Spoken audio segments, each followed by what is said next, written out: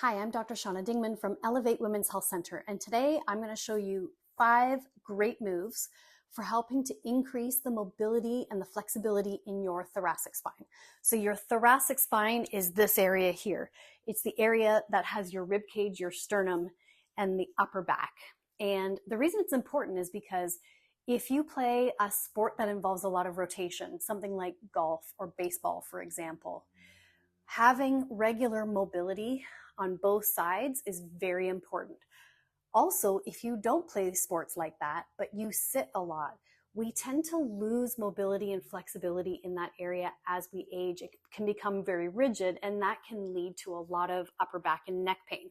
So I'm going to show you some great moves, but one thing I want to say before I start is your thoracic spine, because we have this rib cage that connects the sternum to the spine, there is not actually a whole lot of range of motion. It's not like a shoulder or a leg where you've got all sorts of range. Everything is very limited because of these structures that connect. So whether it's rotation, extension, or flexion, the ranges of motion, let's say, are much more subtle. So when you're doing these moves, or you're practicing these moves, I want you to make sure that you're watching what you're doing with your shoulders or your arms or even your hips. We're not trying to get as much motion as possible by kind of cheating with the shoulders, for example. I want you to really focus just on making the spine move. And for example, if we're twisting, let the shoulders come along with it. Okay, so the first move is actually a twisting move. Let's get down on our backs. This one is called a windshield wiper twist. So I keep my arms out in a T position. You can put your arms anywhere you want, but I'm going to keep them here. You're going to lift your legs into, this is called tabletop position, and then you're just going to slowly bring them over to one side. So again, remember, this is a spine exercise. It's not about trying to get your knees laid down on the floor. So as long as I'm only twisting my spine, I can only go to about here comfortably. And for each side, do 6 to 8 sets. So 6 to 8 on the right and 6 to 8 on the left. Keep it balanced. That's the first one. Okay, for the next one, we're going to come up on all fours. You've probably seen this one before. In yoga, it's called cat-cow, and I love this for especially warming up for just about any kind of workout.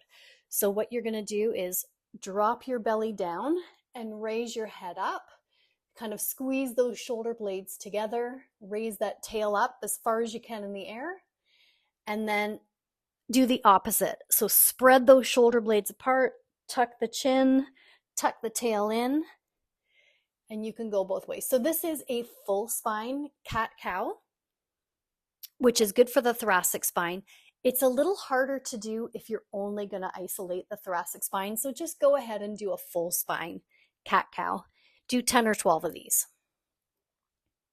While you're in this position, our next move is also on all fours.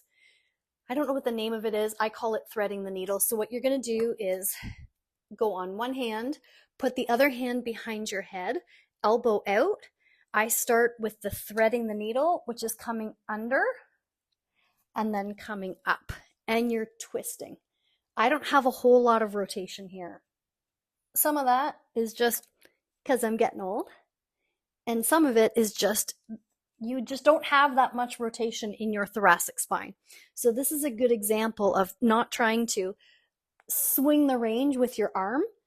By holding your hand behind your head, you're concentrating much more on the spinal movement itself. So you're going to do that both sides.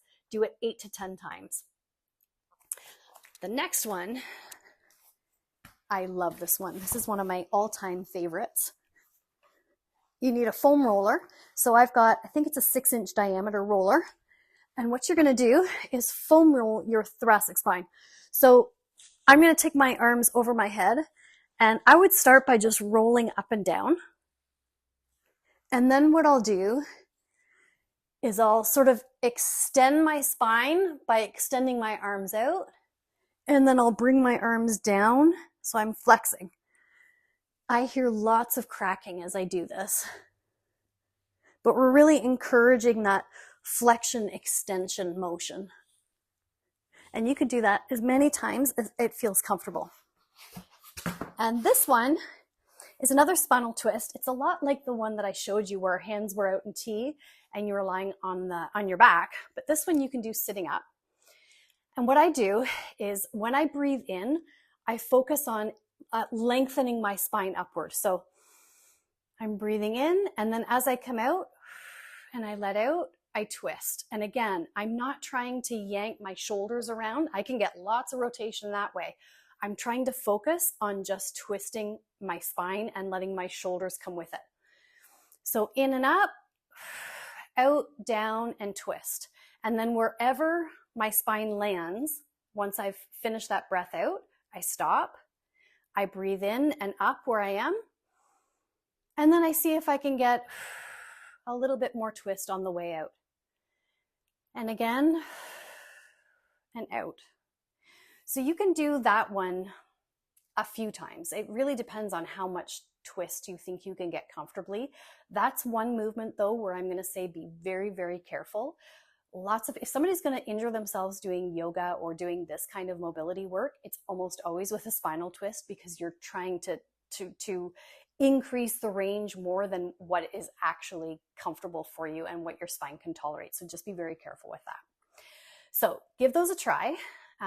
You can do this if you know that you have upper back stiffness or thoracic spine rigidity issues. You can do them almost every day. They're gentle. If not, I would say do them at least 2-3 times a week, as well as a full spine mobility routine. If you have any questions or comments, you can just go to my website and you can get in touch with me there, or you can put comments in the post. Have an awesome day.